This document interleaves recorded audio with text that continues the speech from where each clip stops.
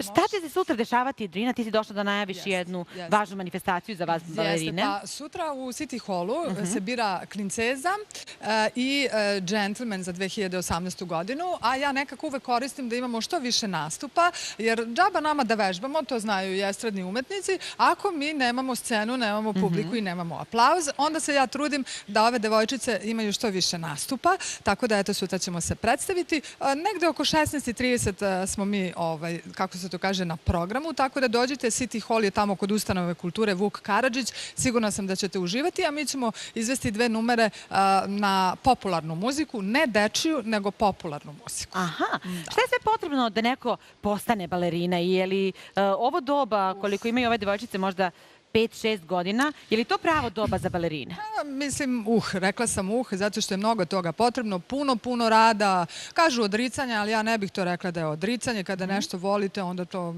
ne smatram nikakvim odricanjem. Iskreno ti kažem, Bojana, ja sam mislila da je ovo mnogo rano za decu, da počnu da se bave baletom, znači mislim negdje na uzrast od 3 do 7 godina, prešla sam se. Kada sam počela da radim sa ovakvom malom decom, videla sam, odnosno utvrdila sam da talenat može da se vidi. Ti možeš odmah da prepoznaš talenat. Pa može da se prepoznaš.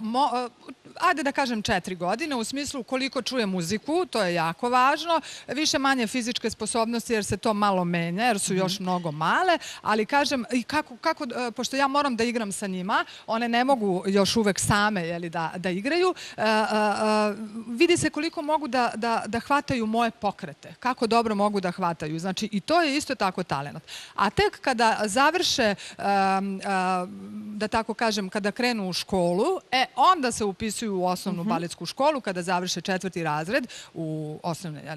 razred, kada završe u osnovnoj školi, kreću u 1. razred osnovne baletske škole i onda je to ono pravo učenje baleta. Tako, ti si dovela 6 balerina sa sobom, imaš 15 balerinica u svojoj školici, je li tako? Tako, da, ima nas toliko. Hajde da mi vidimo ovih 6 najtalentovanijih. Ajde, idem i ja da igram. Izvoli mikrofon. Može, hoću.